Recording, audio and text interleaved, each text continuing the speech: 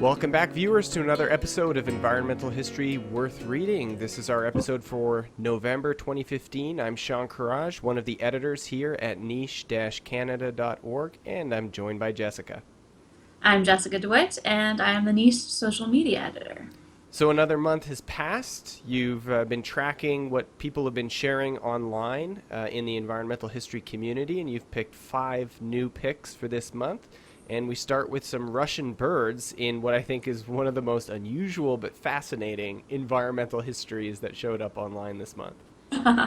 Yes, this was super popular, the most popular thing I've ever posted to Facebook. It was shared over 150 times and reached over 8,000 people. Wow. So it's a neat story. Basically, in the 19th century, Russian birds were taking little pieces of paper up to the ceiling of this cathedral and making their nests with it. And recently they closed the cathedral for renovations, and they found all these little pieces of paper. And they have things like contracts in them, personal letters, pieces of money. And basically it's just a treasure trove of things that otherwise would have been completely lost. So archaeologists and archivists, etc., are working to put these little pieces together. And I just think it's a really great example of how animals repurpose man-made material.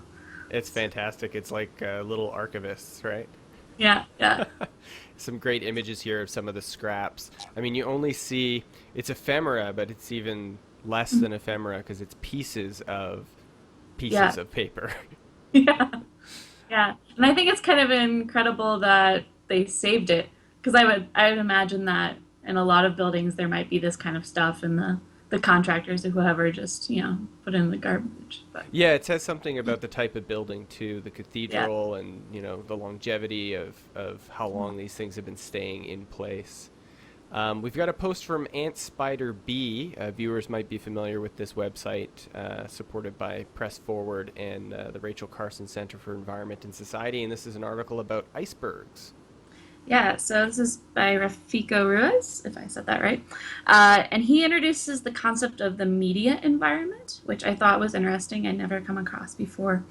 And basically he's arguing that our icebergs have a living second life on screens, and that like things like satellite imagery or digital models, and that this media environment is representational of institutional and corporate decision making and anthropogenic environmental change, and that the second environment doesn't necessarily have anything to do with the ice as a state of water or as a natural process, but rather represents evolving relationships largely within the economy. So it was just a very interesting concept and something I'm still trying to wrap my mind around, and also trying to understand how the screen is different than, say, printed imagery of icebergs, because he's making a definitive decision to say that the screen is a different environment. So, And this goes along with an article that was published in Journal of Northern Studies. So listeners should take a look at that, follow the link, and you'll find the link also to that article on that site. We've got one of 2 pieces here from cbcnews.ca. The first one's about avalanches.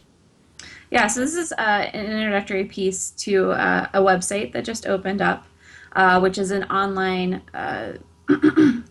sorry, exhibit on the history of avalanches in Canada. It's called The Land of Thundering Snow, and it's hosted by the Revelstoke Museum and Archives, which is in BC and is located in Avalanche Alley. According to the article, it was the site of one of the deadliest, or the deadliest, avalanche in Canadian history, which killed 59 people in 1910. So the article, and then if you visit I highly recommend visiting the actual website. They go through the causes of these avalanches, whether they be natural, industrial, or like winter recreation based. They have a really great map of all the avalanches on the main website, which is kind of neat to explore. And then they also do other things like discuss why avalanches are actually good for the environment. So I just think potentially it's a really good teaching tool, perhaps for environmental history class, to have students kind of explore it on their own and learn a little bit about Canadian environmental history. It reminds me a bit of the work of Stephen Pine on fire many years ago now. Environmental historians rethinking fire and the differences between human-caused fires and natural fires. And I suppose in avalanche history, you encounter both Yes. anthropogenic avalanches and then natural avalanches. Hmm. And presumably, of course, natural avalanches would play a role in the mountain ecosystems. Definitely. Yeah. The second article you've got here is a climate history article about a researcher at the University of Calgary who's been looking at old ship logbooks for evidence of past climate change. Hmm. Yeah, this came out on the same day that we had the Niche New Scholars discussion on how to historicize oceans. Perfect So timing. it was perfect timing. And basically, Maribeth Murray at the University of Calgary is looking at 3 centuries of whaling, sealing, and other fur trading records in 5 different countries, including Canada, Hmm. U.S., England, Norway, and Denmark. Um, and she's just looking at things such as we encountered ice on this day to suggest when ice was forming. Hmm. She's also looking at the language to describe weather. The one they use in the article is the example is lusty gale, which is doesn't necessarily have a distinct meaning, so that's what makes it tricky.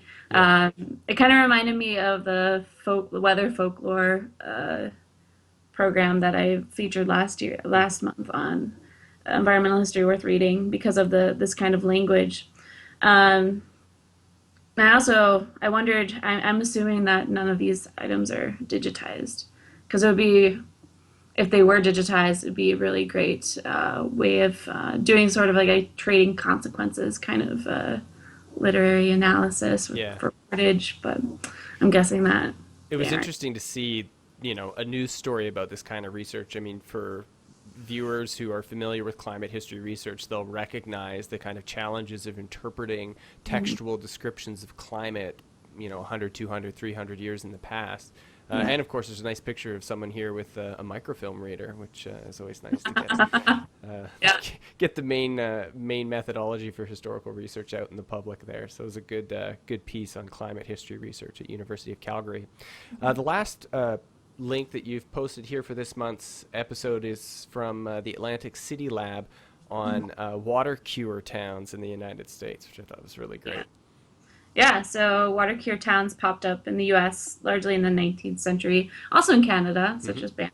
Um, so it's the article argues that the wellness craze that we associate with more contemporary times actually has deep roots. Sorry. Um, and that many towns popped up along cold and hot springs to provide these wellness resorts for largely wealthy individuals. Hmm. Um, and that then the allure of these cities dwindled going into the 20th century, and thus many of the towns, although some prospered, many of them have been on hard times for a long time. Um, and now the article discusses how these same towns are now trying to monetize nostalgia for these water towns and trying to bring back tourists. Um, so just a little interesting tourism slash environmental history. Yeah, and these sort of water cure retreats have a place in the history of parks and conservation that maybe isn't as well known. That we think of Yellowstone and Banff and the Arkansas Hot Springs as some of the first preserved and protected national parks in Canada and the United States. Yeah. And certainly that was part of the intent of creating them, but one of the motivating factors was the preservation of these hot springs for this medical cure that Canadians and Americans in the late 19th century sought. and that were highly desirable. So it's great to see this here. And the cover of this Harper's Weekly with Yeah. people drinking the spring water is quite nice illustration of that history. Well, another good list of picks this month, Jessica. We look forward to seeing what you've found next month, and viewers can come right back here to niche-canada.org to see next month's pick. Thanks, Jessica. Thanks, Sean.